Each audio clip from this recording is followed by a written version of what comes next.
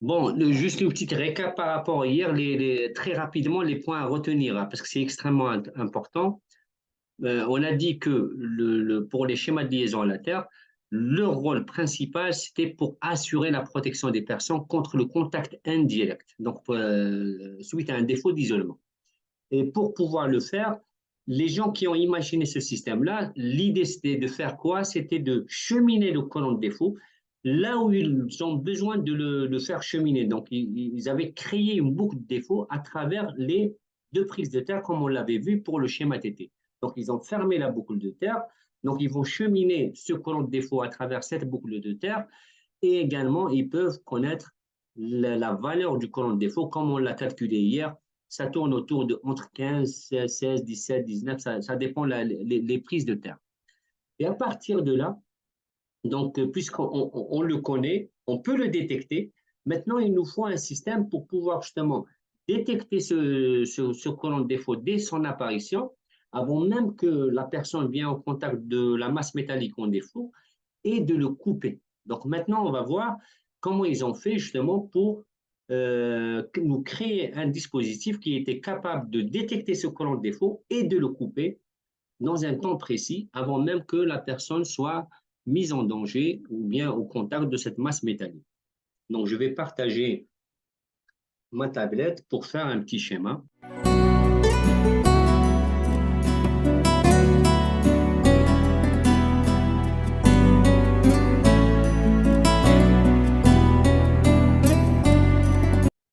Voilà. Donc maintenant, je vais essayer de faire un petit schéma comme ça, histoire d'analyser ensemble. Admettons qu'on a un circuit qui alimente une charge, donc à travers, disons, un disjoncteur. Là, on a le neutre et on a la phase, par exemple. Ce récepteur-là, il peut être n'importe quel récepteur, que ce soit phase, que ce soit éclairage, monteur et n'importe quoi, avec une masse métallique. Cette masse métallique, bien évidemment, elle est mise à la Terre puisqu'on est toujours en schéma TTA. Très bien. Admettons que ma charge, moi, elle consomme un courant, exemple un courant absorbé égal à, disons, 10 ampères. D'accord? Normalement, notre circuit à nous, donc, étant donné que la charge consomme 10 ampères, donc forcément, il y aura un courant qui va venir depuis la phase et traverser la charge et revenir à travers le neutre. Normalement, pour un circuit monophasé, le courant de la phase, qui est égal à 10 ampères, il est parfaitement égal au courant du neutre lui-même, qui est égal à 10 ampères.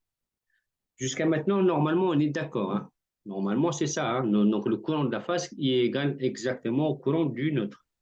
Oui. Maintenant, imaginons si on a un courant de défaut, comme on l'a calculé hier, avec une impédance de la prise de terre RU égale à 10 ohms.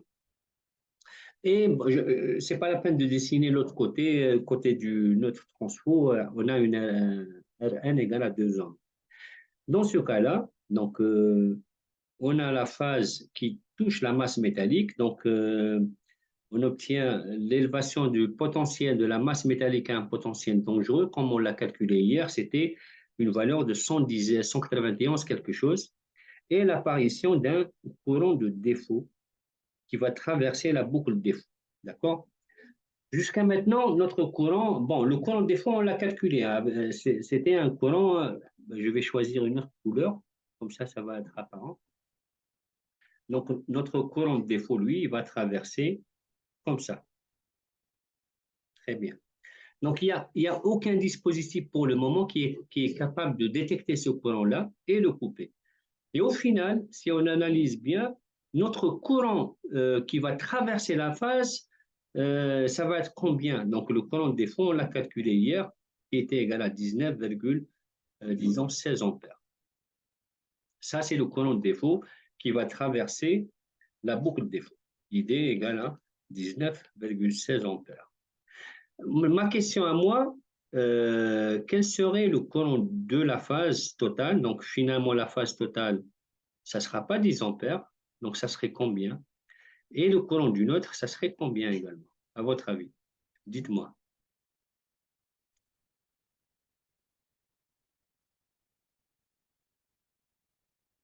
Allez, quelqu'un se lance. Quel serait le courant de la phase finalement?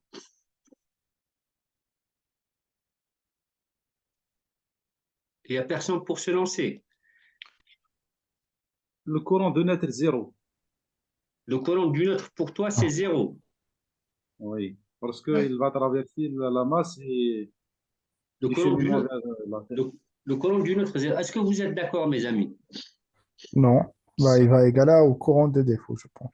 ça dépend Mais non, la résistance de ça défaut. dépend de la raison. Oui. Ça dépend de la résistance de la Terre. Mhm. D'accord. Rada, Alors, pour toi, Rada. Lévi, dis-moi. Égal, égal à idée. Le courant du neutre, le, le, ouais, le, cou- le courant du neutre lors d'un défaut, c'est ça? ouais, lors d'un défaut, oui. Oui, le courant du neutre lors d'un défaut va être égal, À zéro.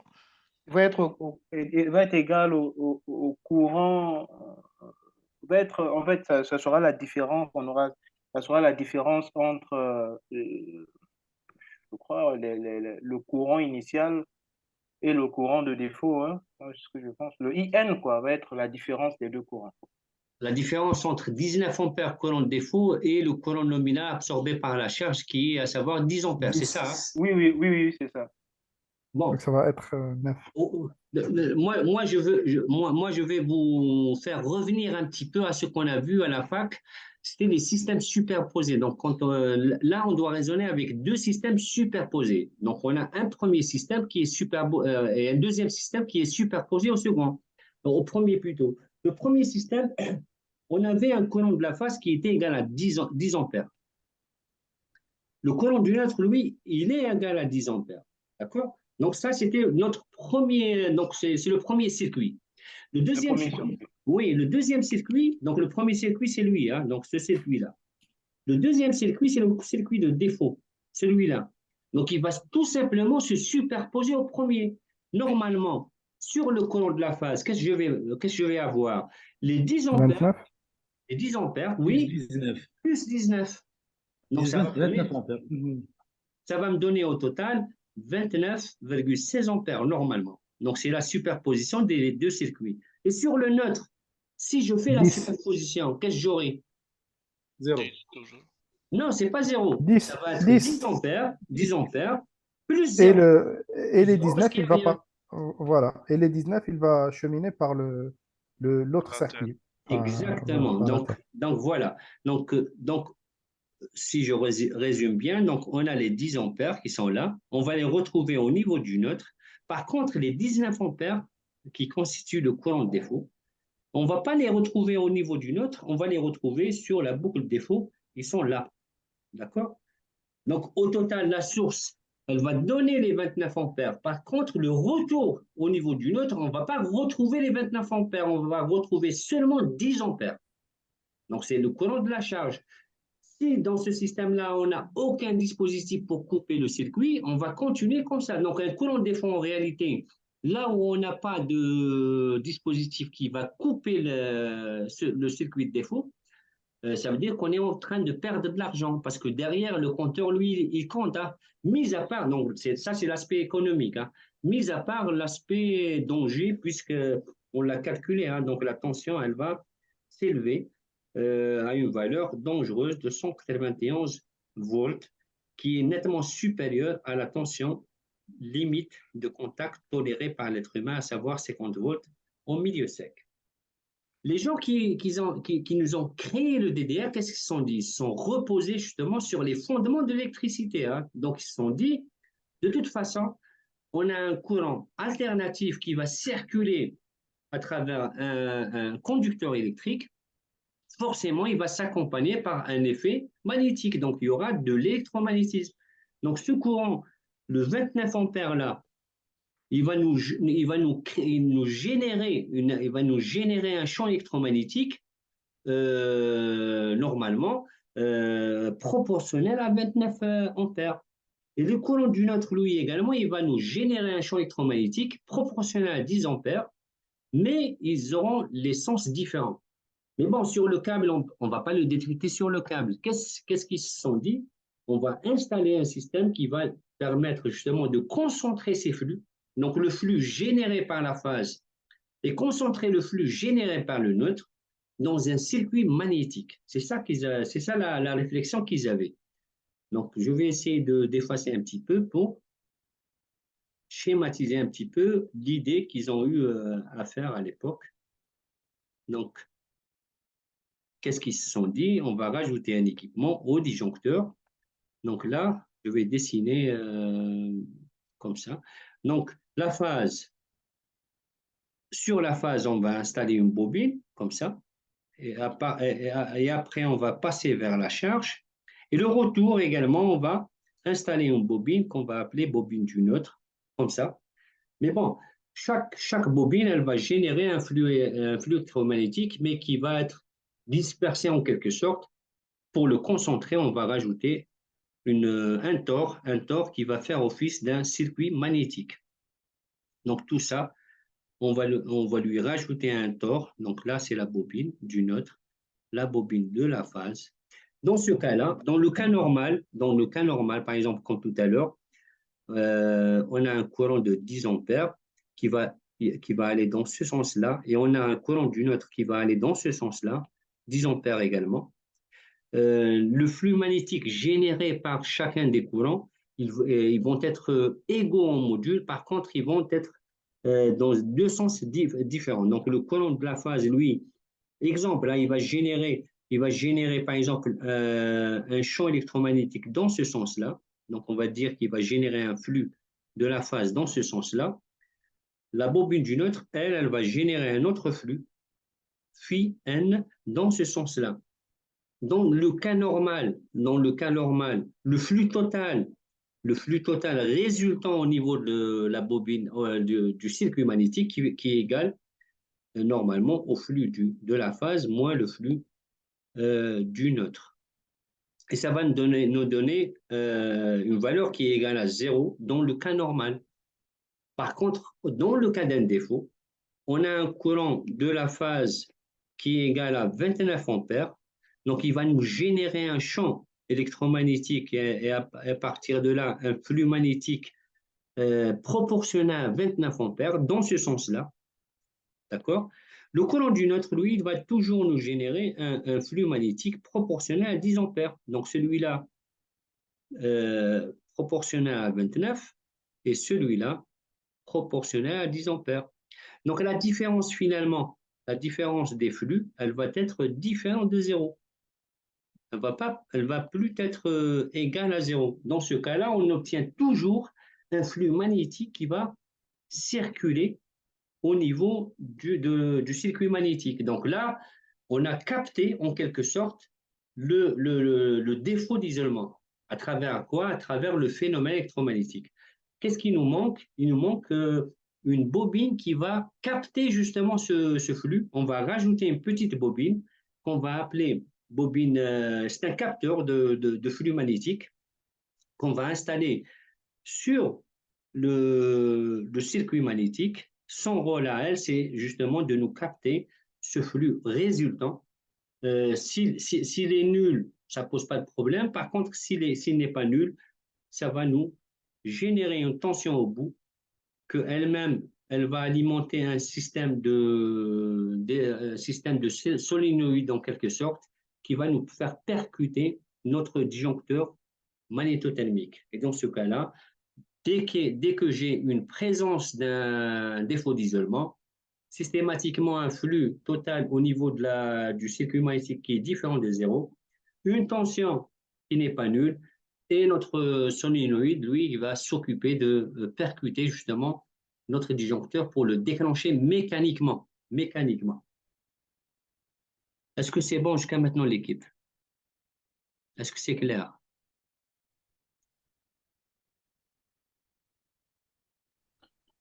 Oui, oui, c'est clair. Enfin, Clair, pour moi. Pour les autres, Oui, c'est c'est bon? clair pour moi. Oui, oui. C'est bon, très bien, c'est parfait. Donc, je vous partage mon PowerPoint pour voir une coupe d'un différentiel. Bon, de toute façon, les différentiels pratiquement se ressemblent.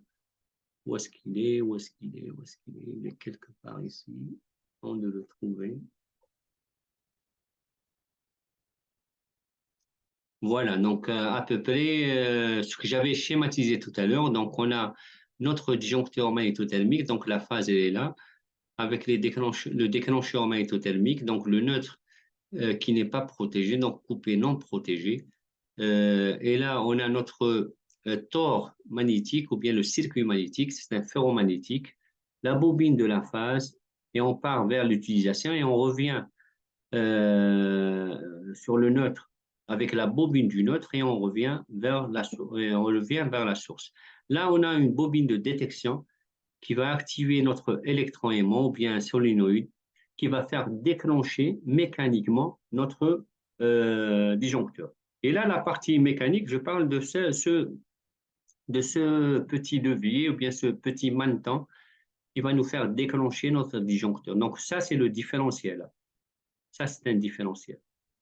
Voilà à peu près pour un différentiel monophasé. Pour un différentiel triphasé, on va avoir, au lieu d'une bobine de la phase, on va avoir 3 bobines de la phase. Le principe, pratiquement, il est le même. Hein. Si, je vais essayer de le schématiser un petit peu pour le fond, enfin, comment dirais-je, le fondement théorique du différentiel triphasé. Lui également, il se repose sur les fondements d'électricité qu'on connaît. Un système triphasé comme on connaît, normalement, quand on le représente vectoriellement, puisqu'il s'agit de vecteurs, on va le représenter de cette manière-là. Donc, on a le courant de la phase 1, le courant de la phase 2,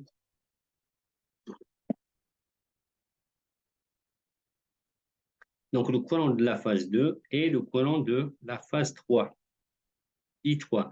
Les trois étant des vecteurs, entre chaque vecteur, il y a un angle de 120 degrés. Ça, vous connaissez déjà. 120 degrés. Donc, au niveau du nœud ici, à